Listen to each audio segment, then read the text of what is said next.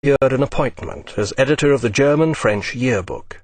Through this magazine he met a like-minded fellow contributor named Friedrich Engels, whose father owned cotton mills in the Rhineland and one in Manchester, England. The 23-year-old Engels had been working for the family business in Manchester for 2 years. In his spare time, however, he devoted himself to pursuing his revolutionary ideals, meeting Chartists and followers of Robert Owen, as well as attending communist meetings. Engels's dichotomies, unlike Marx's, were lived on the surface. A rebel at home, he nonetheless joined the family firm. Despite being a high school dropout at 17, he went on to learn more than a smattering of 24 languages.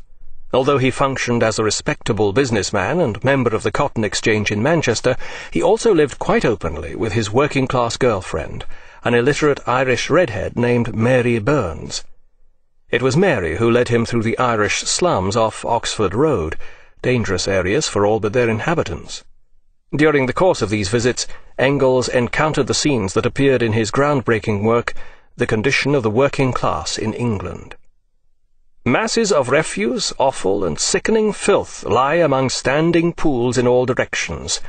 The atmosphere is poisoned by the effluvia from these, and laden and darkened by the smoke of a dozen tall factory chimneys. A horde of ragged women and children swarm about here, as filthy as the swine that thrive upon the garbage heaps and in the puddles. The race that lives in these ruinous cottages, behind broken windows, or in dark wet cellars in measureless filth and stench, must really have reached the lowest stage of humanity. In each of these dens, containing at most 2 rooms, a garret, and perhaps a cellar, on the average 20 human beings live. Amazingly, this was in the year or so before the Irish potato famine, when 1 million would die and many more would be forced to emigrate, spilling into such little islands all over Britain and North America. Yet when Engels walked with a fellow businessman and pointed out how these slums were a disgrace to Manchester, his colleague merely listened politely and then remarked to him on parting, "And yet there is a great deal of money made here. Good morning, sir." Engels had briefly met Marx when he was editor of the Rheinische Zeitung, but on that occasion neither had been impressed. Not until Engels began submitting articles for the German-French yearbook did Marx recognize a true kindred spirit. The second time they met, Engels was enjoying a brief visit to Paris on his roundabout way home for a holiday. The communist bon viveur and the grubby cheroot-smoking journalist soon found they had much more in common than their large beards. During Engels's 10-day visit, the two of them struck up an immediate and profound rapport that would last a lifetime. Engels was the only friend with whom Marx never quarrelled. For his part, Engels worshipped Marx. The word is hardly too strong. He would devote much of his time and money in support of his hero friend, to say nothing of the emotional and physical energy involved in this exacting task. Although Marx was married and now had a baby daughter, he was still living the precarious attic life of a poor student. This, too, remained a permanent feature of Marx's life. As we shall see, it was due to something more than mere financial necessity. The lack of respectability or social responsibility appears to have fulfilled some unresolved psychological need. Marx remained poor for the rest of his life, yet it was never working-class poverty with the accompanying extreme squalor and despair, such as Engels had witnessed in Manchester. Marx's poverty was always more that of the perennial student fallen on hard times, often extremely hard times, but recognizably that of the improvident gent. Marx and Engels soon began using the German-French yearbook as a mouthpiece for their radical ideas, which in this way began circulating in Germany. The Prussian authorities soon began seizing copies of the magazine and put pressure on the French government to restrain Marx. As a result, the magazine was closed down, and Marx was expelled from France. Rather than return to Germany, he departed for Belgium, which had become independent just 14 years earlier, and took up residence in Brussels. The impecunious Marx family was increased to 4 when Jenny gave birth to a son. Engels followed Marx to Brussels, where they both joined the newly formed Communist League. In recognition of their journalistic prowess, Marx and Engels were given the task of writing a manifesto for the League. This is the origin of the first Manifesto of the Communist Party. From the very beginning it was something of a misnomer. There was no Communist Party. The Communist League was merely one of several groups that referred to themselves as communists.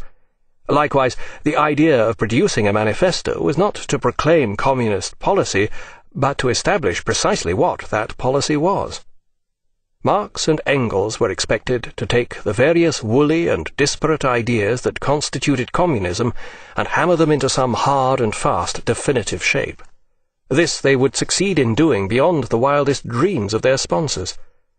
The Communist Manifesto, as it is now more popularly known, eventually became one of the greatest worldwide bestsellers in the history of printing, along with the Bible and Shakespeare.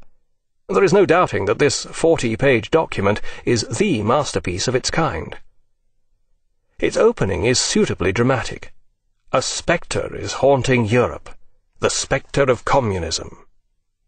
In an earlier draft, Engels defined communism as the doctrine of the conditions for the emancipation of the proletariat, that class of society which procures its means of livelihood entirely and solely from the sale of its labour. This would be achieved by the elimination of private property and its replacement by community of property. According to Marx, whose ringing phrases dominate the document, the history of all hitherto existing society is the history of class struggles. This had passed from the slave era through the feudal era to modern bourgeois society, where capitalists were able to dominate the proletariat because they owned the means of production, such as the machinery and the factories. Surprisingly, Marx was quite ready to admit the unparalleled achievements of the bourgeois age. It has been the first to show what man's activity can bring about. It has accomplished wonders far surpassing the Egyptian pyramids, Roman aqueducts, and Gothic cathedrals. It has conducted expeditions that put in the shade all former exoduses of nations and crusades. But, and here comes the full weight of Marx's analysis, it has pitilessly torn asunder the motley feudal ties that bound man to his natural superiors, and has left remaining no other nexus between man and man than naked self-interest, than callous cash payment. It has drowned the most heavenly ecstasies of religious fervour, of chivalrous enthusiasm, of Philistine sentimentalism, in the icy water of egotistical calculation. It has resolved personal worth into exchange value, and in place of the numberless incontestable chartered freedoms has set up that single, unscrupulous freedom, free trade. The human richness of medieval life, such as still lingered in pre-industrial places like Trier, had given way to the industrial urban nightmare, such as could be witnessed from student attic windows in Berlin and Paris. Humanity had been dehumanized. Individual freedoms had been harnessed to free trade, the very factor which, according to Adam Smith, allowed the invisible hand of the market to do its work, providing benefit for all. Here, for the first time, was a trenchant analysis that was diametrically opposed to classical economics. The victory of the proletariat would bring about the first classless society. The market, free trade, these worked for the benefit of the capitalist at the expense of the proletariat, who were simply exploited. There was no point in reform. The only answer lay in the overthrow of capitalism. Despite this argument, in the manifesto, Marx does offer a list of reforms for capitalism, those such as the progressive income tax, the abolition of child labour, and free education for all children we now accept as the norm. Others, such as the abolition of private property and the establishment of a state monopoly in banking, communications, transport, and all means of production, have been tried. The attempts to establish such utopian projects have forcefully brought home the actual meaning of the word utopia, which derives from the ancient Greek ou, meaning no, and topos, place. There is also a further recommendation by Marx which often escapes comment: confiscation of the property of all emigrants and rebels. An odd suggestion, coming from an emigrant rebel, but since Marx seldom had any property, its author would presumably have remained unaffected by this draconian measure. The manifesto ends with its celebrated call to arms. Communists disdain to conceal their views and aims. They openly declare that their ends can be attained only by the forcible overthrow of all existing social conditions. Let the ruling classes tremble at a communist revolution. The proletariat have nothing to lose but their chains. They have a world to win. Workers of the world, unite.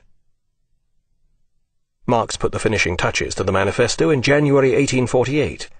Although it was not circulated with sufficient speed or in sufficient numbers to have an immediate effect, there is no doubt that Marx caught the mood of the times. 1848 was to be the year of the revolutions throughout Europe.